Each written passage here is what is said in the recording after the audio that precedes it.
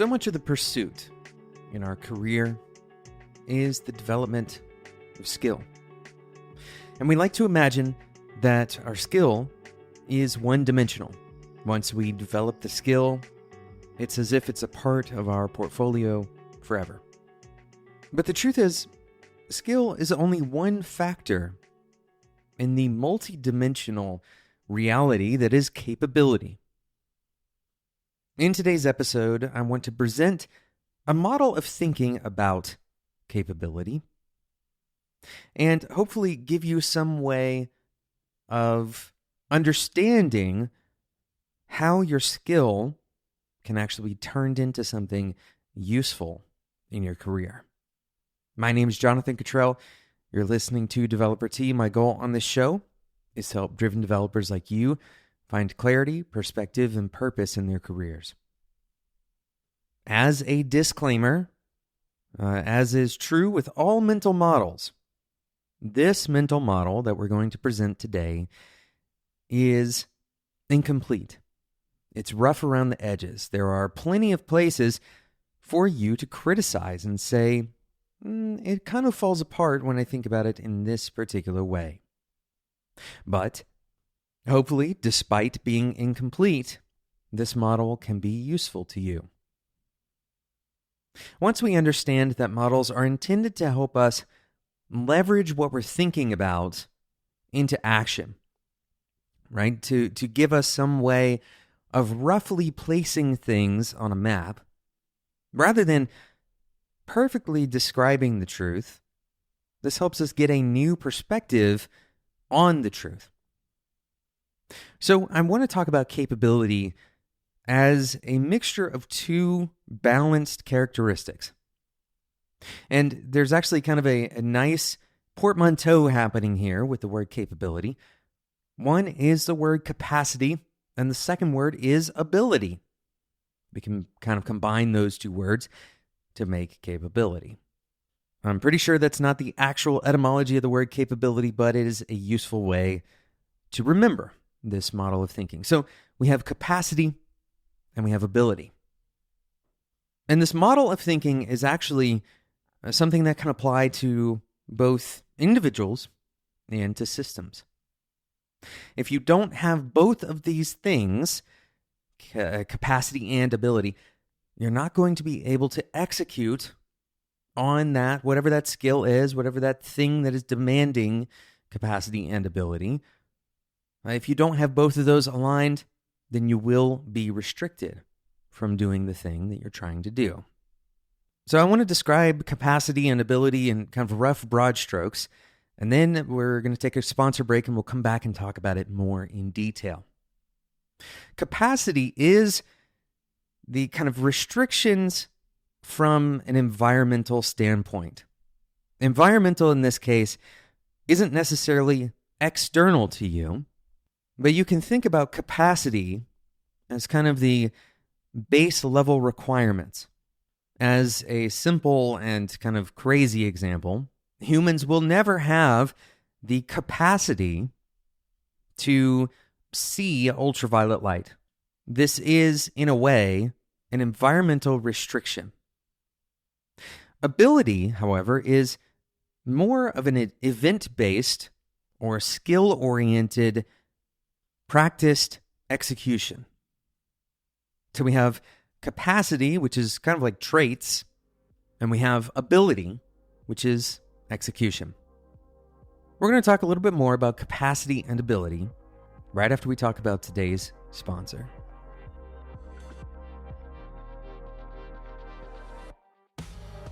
Today's episode is sponsored by Square.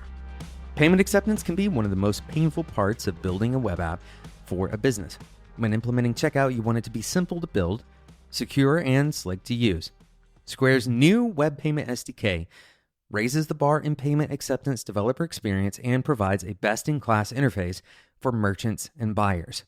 You can build a customized, branded payment experience with the Web Payments SDK and never miss a sale. Deliver a highly responsive payments flow across web and mobile that integrates with credit and debit cards, digital wallets like Apple Pay and Google Pay, ACH bank payments, and even gift cards.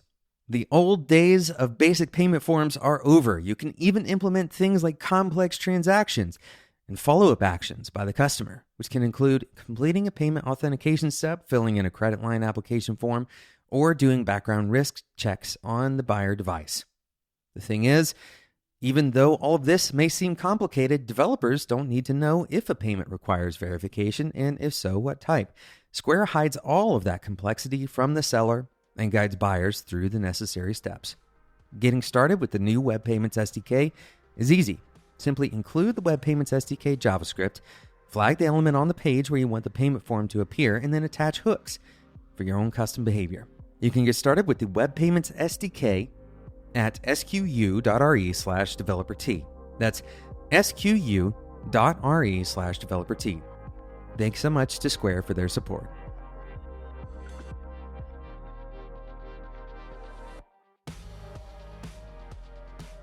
We're talking about capability in today's episode. This idea that capability is some mixture of capacity and ability. As we've already mentioned, this is a mental model. It's not a perfect description. Certainly, there are things that might lie outside of this model that are hard to explain with it. But with that said, there are so many things that can be kind of put into this frame. A very simple example is probably where you see the word capacity the most, at a restaurant. If a given restaurant has the capacity to, let's say, seat 150 people, but their processes, the way that they route their servers, for example, don't allow for that number of people to be served, we have a mismatch in the capacity and the ability. On the other hand, you can also have the opposite problem, where you have a highly efficient waitstaff and simply not enough room to maximize that ability. In this case, your ability outpaces your capacity. Keen listeners will recognize that this episode is coming out on a Tuesday, whereas usually episodes of the show come out on Mondays and Wednesdays and Fridays. And in fact, we've missed our Friday refills for 2 weeks in a row. This is a capacity problem. Certainly, with over 900 episodes of the show published, I have very likely have the ability to execute on these episodes, but because my time has been constrained, for example, yesterday, my son ended up having a fever, and so I had to spend my time doing family things rather than recording for the podcast. My capacity was limited. So why is this important? As you go through your career, you're going to have numerous occasions where these two things will be aligned, but then you're going to have a lot of occasions where they're not aligned. And here's the critical thing. You may not actually know. You may not know that your capacity is the limiting factor or that your ability is the limiting factor. By having this lens available, you can ask the question, is my capacity the limiting factor in this scenario? You can ask this for teams as well. The most simple example, of course, is having a highly efficient team but not having enough people on the team. It's important to understand also that as you change one factor, another factor may change, and that your capacity is not something that you can't change. We aren't talking about external factors that are out of your control. Instead, we're talking about longer-term setup factors. Another simple example of this is that perhaps you have the capacity to work in a particular language. You've proven this by working it in that language in the past. But since it's been a while since you worked in that language, it's possible that if it came down to it in the moment, you wouldn't have the ability, right? And some of this is just because our abilities change over time. We lose abilities. They may decay with some, with a lack of use. And the same is true if you were to imagine that you have the capacity to work in a language that you've never worked in before. In other words, if you were to learn that language, you could develop the ability to work in that language. Another way to think about capacity is to imagine that it's similar to potential. And on the flip side, you can imagine that ability is similar to performance. You have performance and you have potential. And it should be noted that these things can change even on a day-to-day basis, as we already mentioned with the delays on recording this episode of the podcast, that our surroundings may change our capacity. When you're very tired, for example, right, your capacity goes way downhill. Now, I mentioned that this is a model of thinking. I can imagine somebody listening to this and saying, well, actually, in that moment, it's not that your capacity is limited, it's that your ability is limited. And this is a worthwhile argument to bring up because as you begin to think about the different kind of variables that affect these two poles of your capability, the important thing is that you engage and try to find the multifactorial truth, not the one-dimensional truth. Again, the myth that we believe is that just because we have some developed skill, just because we've practiced something, or because we have that knowledge in our heads, maybe because we've been exposed to something, that we inherently now possess that skill. But the truth is further from that. This should give us both a sense of challenge to pay attention to all of those different factors rather than just one. But also, this is grounds for going easy on yourself.